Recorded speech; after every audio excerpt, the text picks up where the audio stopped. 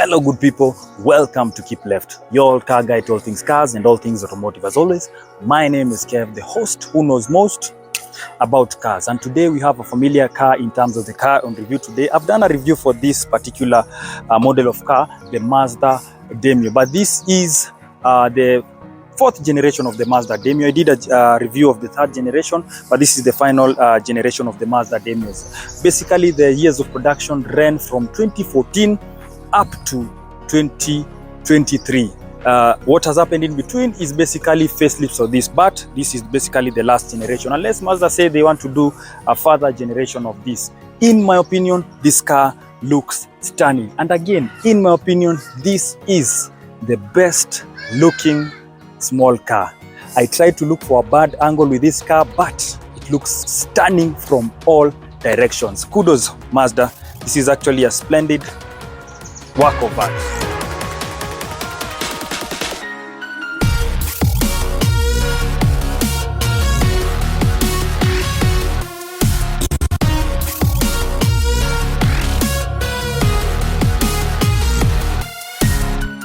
So subtle things that go around this Mazda Demio that you cannot ignore is this one piece of a front grille. It is very nice, and if you think about it, most Mazda models of this generation carry this. This is the CX-5, the CX-3 will have this. Even the Atenzas will have this sort of a grille, which has come to be synonymous with Mazdas. One thing I like about this, it gives you an almost sort of Maserati sort of a finish.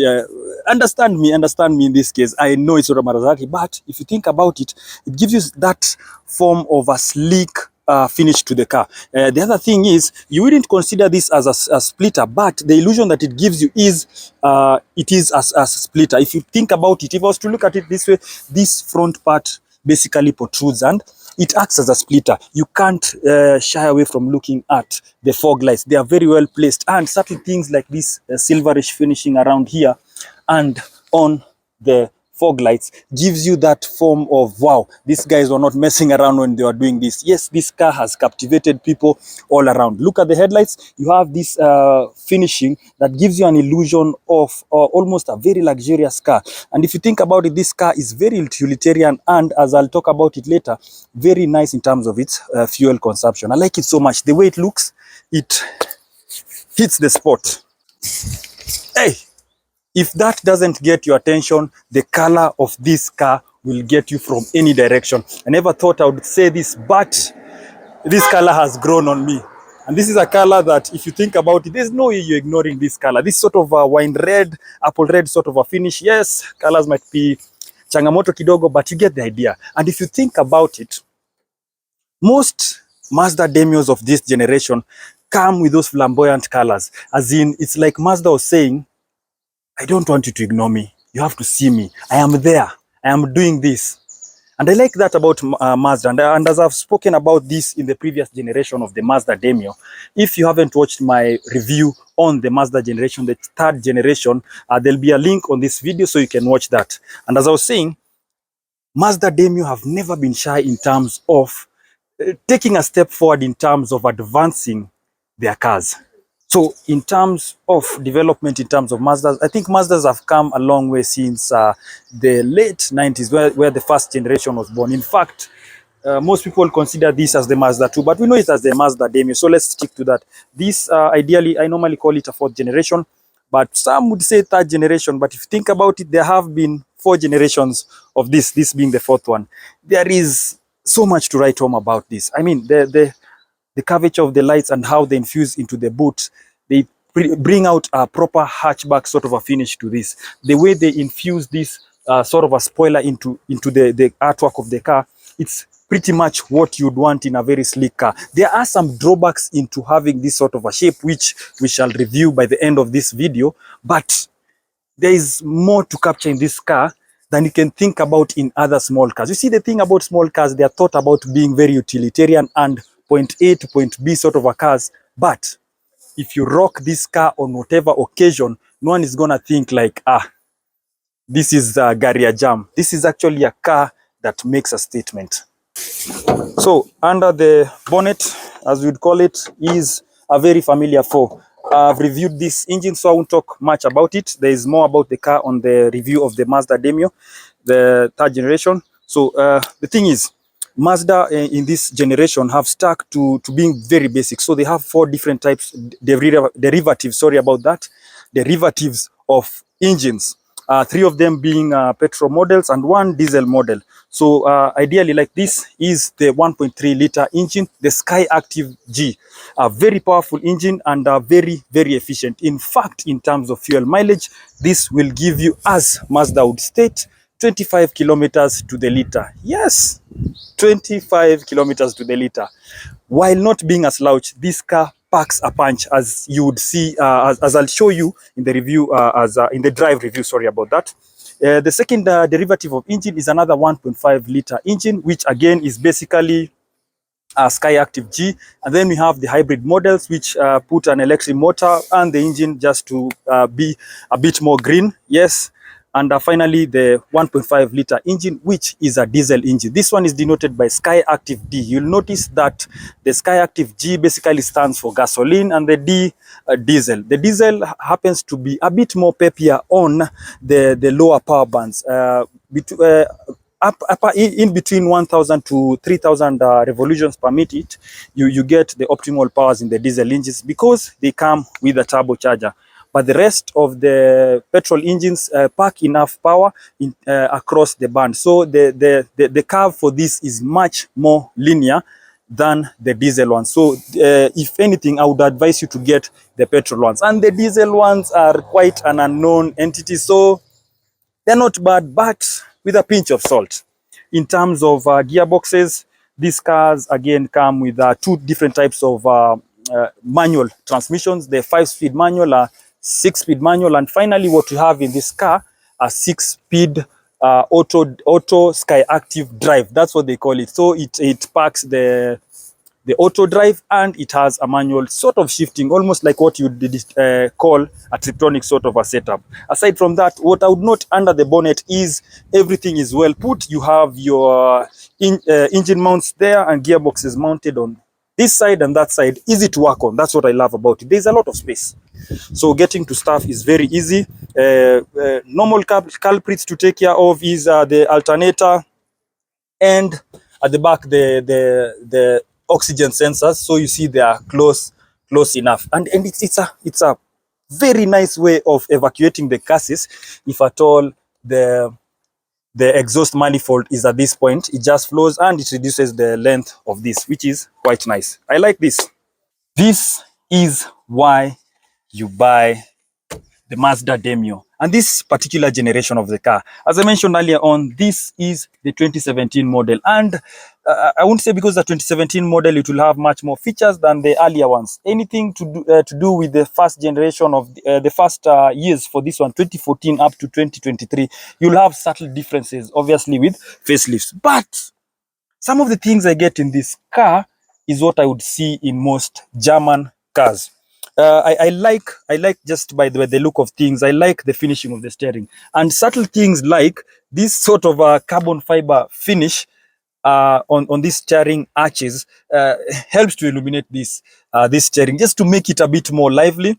I like the fact that they have this sort of like a chrome silverish finish. This is what you would see in a VW Golf and the upper trims of the Golfs, the GTIs.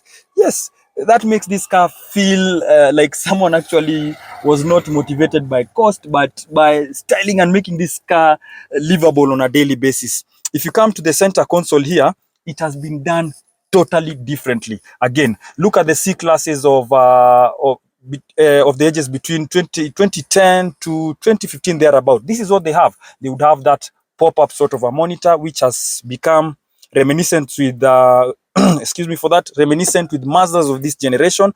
And what I mean different by this center console is predominantly you have the infotainment system here and then your AC system around this place. But if you think about it, this car, in order to get a bit more space, you notice that this area is very small. It is almost reminiscent of a Mini. So you don't have so much space here, but it has been used very well that you end up feeling like this car has so much space. Again, look at this sort of a finish. It just distinguishes you from what you have on the dashboard, which is plastic. Again, very nice. And this almost like a mesh-like finish for this. I don't even know what you'd call it. Again, look at the finishing on the vents. It's very nice.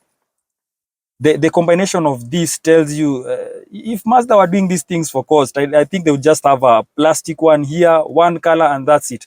But you have 1, 2, 3, and then four different combination of colors, which is very nice for this particular model. You will not go without noticing the traction control and iStop. I think I'm one of the hugest lovers of iStop. Lovely, it helps you to just use your car easily in terms of traffic, and I've spoken about this to a great extent in the Mazda Demio and in the Mitsubishi Galant. So if you haven't watched those videos, there'll be descriptions for those in the description of this video.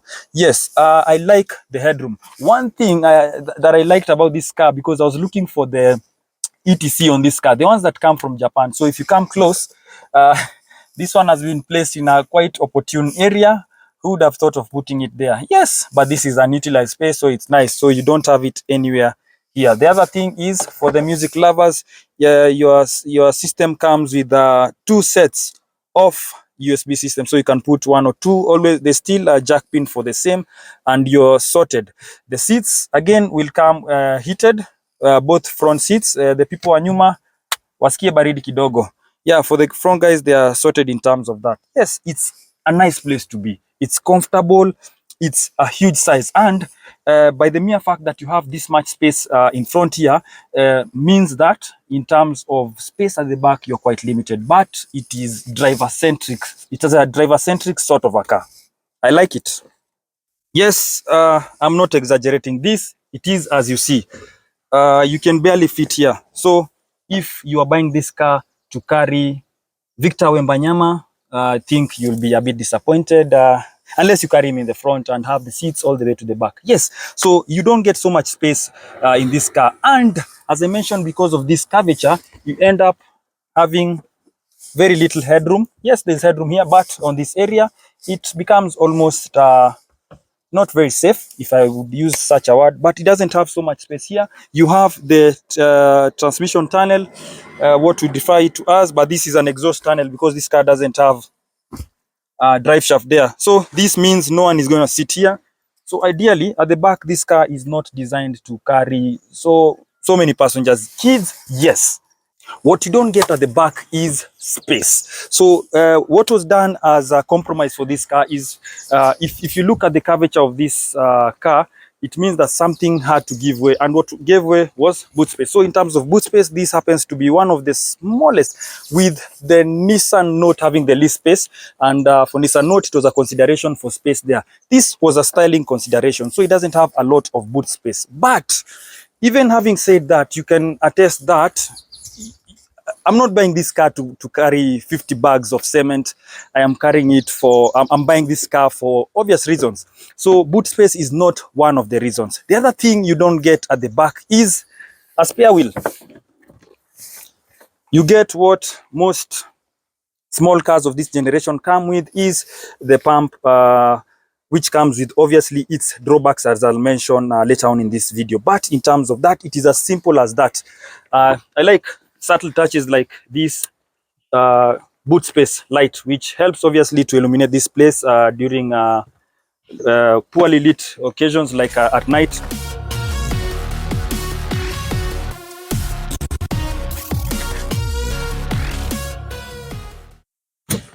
How is it to drive? I'll start with the infotainment system. You have 3 different ways of controlling this. One, this is touchscreen, which is quite nice.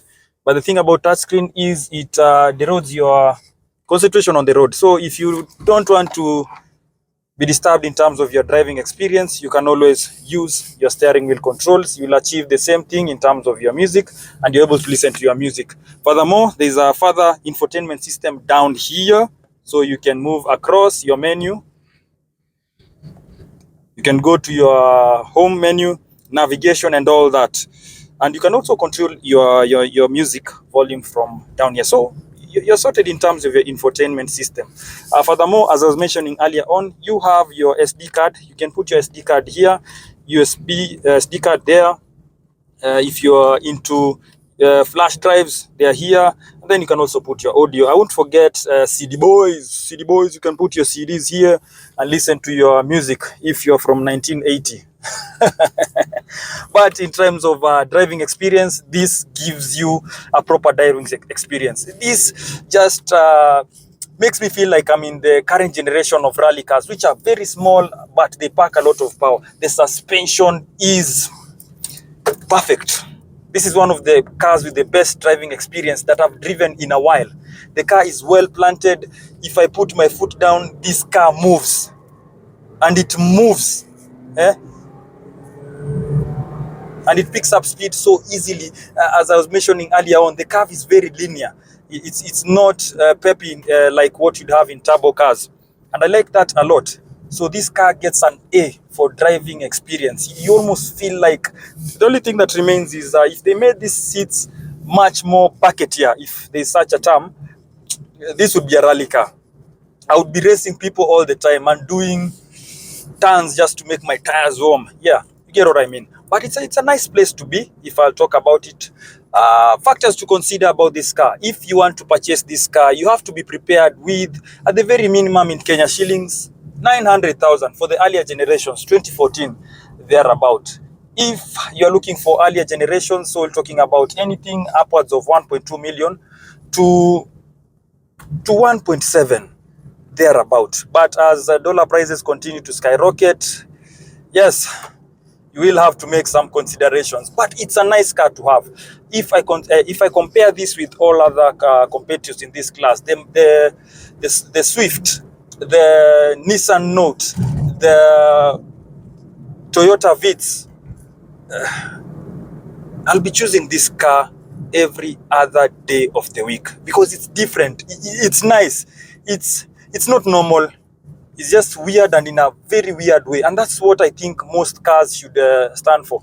In an age where cars are made to consider cost and numbers, this is a car that has been made to put a smile on your face. And a big one for that case.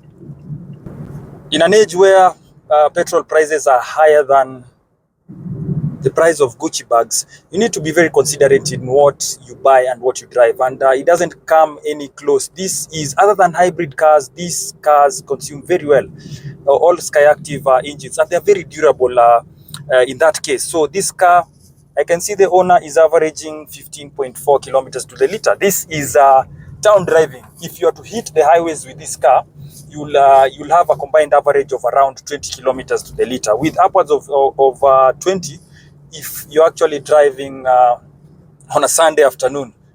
Yeah, so it's quite fuel conscious, so which is really nice. Now, for the part that most people don't like to listen to is the drawbacks on this car, and very important. The biggest drawback that I see about this car is space. There has been a lot of compromise for the back seats. There is barely any space.